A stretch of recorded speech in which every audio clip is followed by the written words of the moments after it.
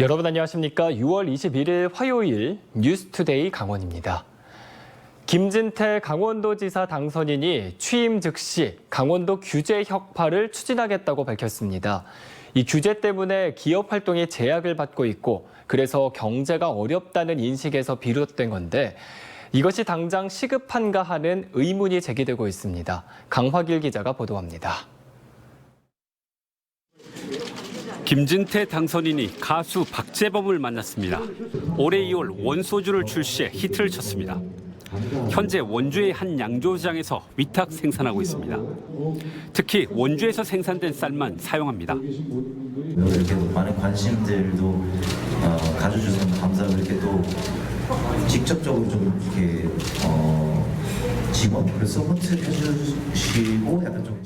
김 당선인이 박재범을 만난 건 기업 유치 때문입니다. 원소주 공장을 강원도에 지어달라고 부탁했습니다. 앞으로 원소주와 강원도 같이 좀 갔으면 좋겠습니다. 경제도지사가 되겠다는 당선인의 첫걸음입니다. 이 연장선에서 취임 즉시 규제를 혁파하겠다고 나왔습니다. 강원특별자치도의 핵심 가치는 경제고 핵심 내용이 규제 개혁이라고 말했습니다. 경제를 지금 살려야 되기 위해서는 결국 기업의 투자가 중요한데 기업의 투자를 유치하기 위해서는 규제를 걷어내는 것이 가장 중요하다는 판단입니다. 하지만 물가 폭등 등 당장 시급한 현안을 제쳐두고 왜 규제 혁파일까? 강원도의 규제 혁파 전담팀을 만들겠다고 했습니다. 규제 신문고도 운영합니다. 18개 시군과도 협의해 나가기로 했습니다. 그런데 강원도에는 이미 규제 개혁팀이 있습니다. 지난 2015년 7월에 생겼습니다. 김 당선인이 언급한 일을 쭉 해왔습니다. 각종 규제 실태를 파악하고 조례도 개정했고 법령 개정도 건의했습니다. 심지어 시군의 규제 개혁을 평가해 시상하고 있습니다. 강원도 공무원들은 더 강도 높게 하겠다는 취지로 이해하지만 좀 뜬금없다는 반응입니다. 이게 중독성이 있어. 지금하고 달리 그 신문고도 사실은 지금도 운영하고 있는데. 그러니 지금은 규제를 푼다면 뭘 풀 건지를 얘기해야 할 때라는 겁니다. 그런데 처음부터 다시 한다고 하니 의아스럽다는 겁니다. 중앙정부고 지방정부고 출범할 때마다 요란하게 외쳤던 규제 개혁. 말만 거창했던 과거 전철을 밟지 않을까 걱정 어린 시선이 많습니다. MBC 뉴스 강화길입니다. 강원도청사 캠프페이지 신축 문제가 재검토되면서 춘천 캠프페이지가 또다시 주목받고 있습니다. 캠프페이지의 토양 오염 정화도 빨라야 내년 말까지 기다려야 하는데 언제쯤 캠프페이지가 완전 개방될 수 있을지 걱정입니다. 백승호 기자가 보도합니다. 춘천 옛 캠프페이지 환경오염 정화 현장.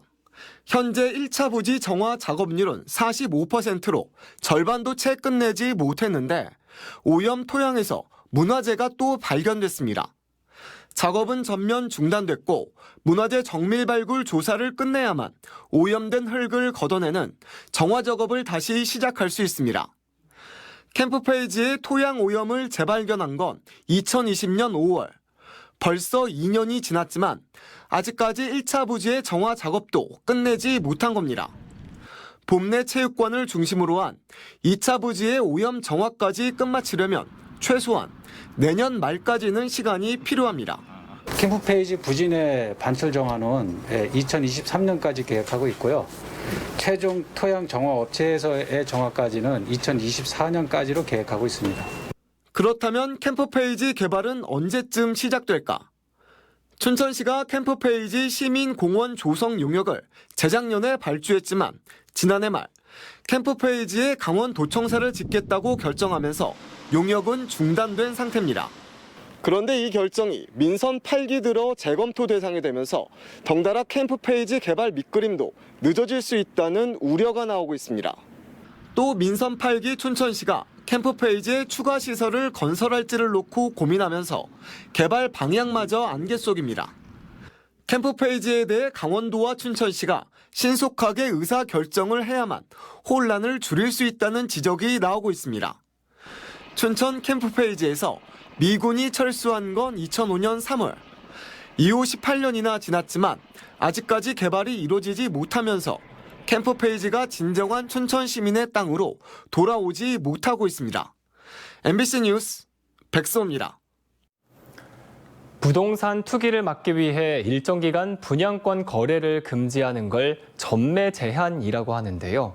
원주에서도 그 적용 대상 아파트 단지가 늘어나고 있는데 이 불법 전매를 막지는 못하고 있습니다. 당국은 불법 전매 5건을 확인하고 이 불법 전매로 의심되는 거래 내역을 추가로 들여다보고 있습니다. 김진아 기자가 취재했습니다. 내년 2월 입주를 앞두고 공사가 한창인 원주 혁신도시의 한 아파트입니다. 이 아파트는 분양권 거래가 1년 동안 제한됐지만 금지 기간 상당수의 분양권이 불법으로 전매된 사실이 확인됐습니다. 전매 제한이 풀린 지난해 8월 실거래가 신고 가격입니다. 이미 분양가에 웃돈이 1억 이상부터 5억 2천만 원에 신고된 세대가 있는데 나머지 실거래가 신고는 모두 3억 원대로 분양가와 몇백만 원 차이밖에 나지 않습니다. 이처럼 주변 시세보다 터무니없이 싸거나 허위 신고가 의심 가는 거래에 대해 원주시가 정밀 조사를 벌이고 있는데 지금까지 5건이 전매 제한 기간에 불법 거래된 것으로 확인됐습니다. 불법 전매 기간에 계약을 하고 그 이후에 신고를 한 케이스입니다. 금융 거래 내역, 통장, 그리고 또 계약서 요걸 보게 되면은 거기 안 맞잖아요. 그걸 보고서는 저희가 적발을 하게 되는 거죠. 원주시는 불법으로 분양권을 사고 판 8명에게 부동산 거래 가격의 100분의 2인 최대 800여만 원의 과태료를 부과하고 별도로 특별사법경찰권을 가동해 형사처벌 절차를 밟고 있습니다.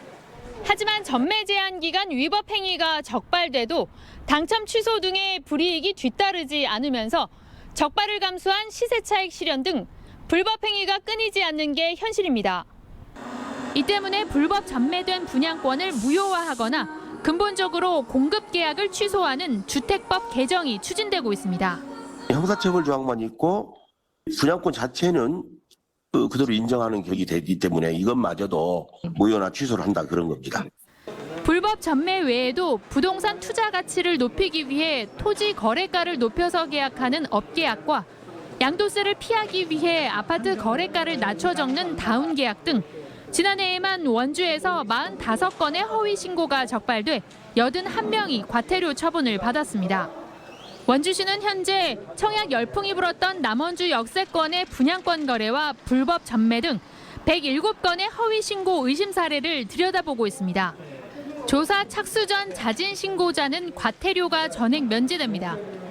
가만히 있다가 거래 상대방이 자진 신고하면 수천만 원의 과태료 폭탄을 맞을 수도 있습니다. MBC 뉴스 김진아입니다. 속초에서는 이번 한 주 동안 제1회 오징어 축제가 열립니다. 마침 오징어 위판 가격이 지난 주말 대비 절반 정도로 떨어지면서 많은 관광객들이 찾아왔다고 하는데요. 모처럼 싱싱한 오징어회를 즐겼습니다. 김인성 기자가 다녀왔습니다.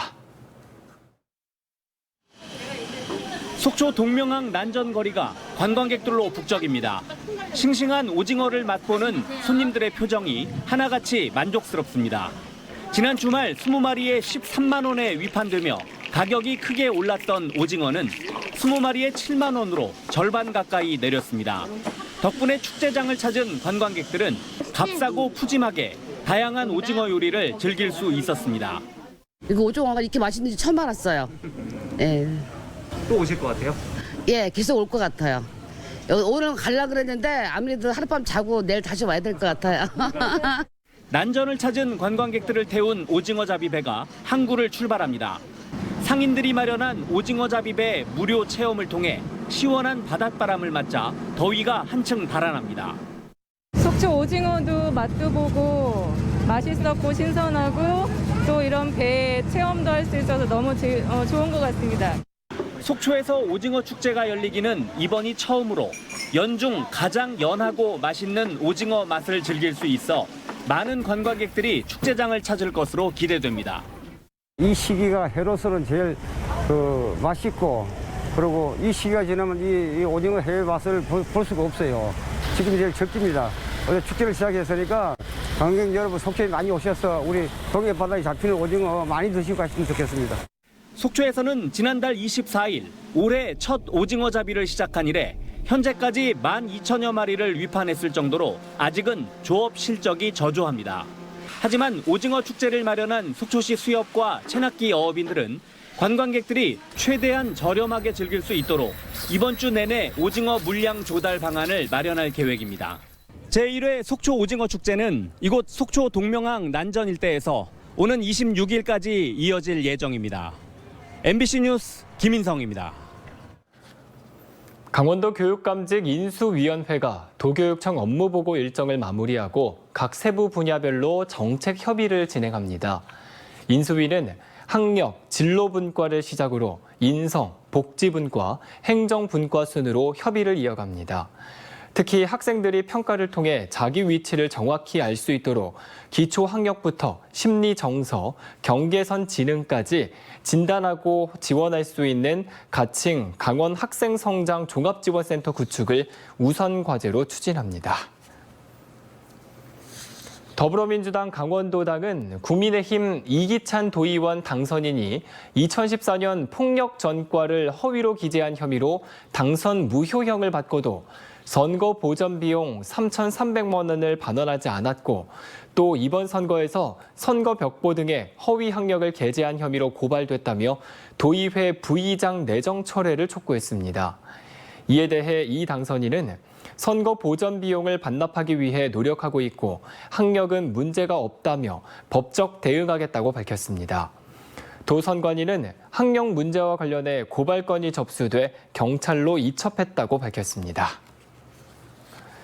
김진태 강원도지사 당선인이 민선 8기 강원도정을 이끌 신임 행정부지사로 김명선 전 강원도 기획조정실장을 내정했습니다. 김 내정자는 양양 출신으로 행정안전부 지역발전과장, 지역발전정책관, 강원도 기획조정실장을 거쳐 과천청사 관리소장을 맡고 있습니다. 김 당선인은 내정자가 지역균형 발전 정책에 관한 경험이 풍부해 강원특별자치도의 성공적 출범을 위한 최적임자라고 판단했다고 밝혔습니다. 반면 경제부지사 선임과 관련해서는 다양한 분야의 임무를 물색하고 있다고 밝혀 인선에 어려움을 겪고 있습니다.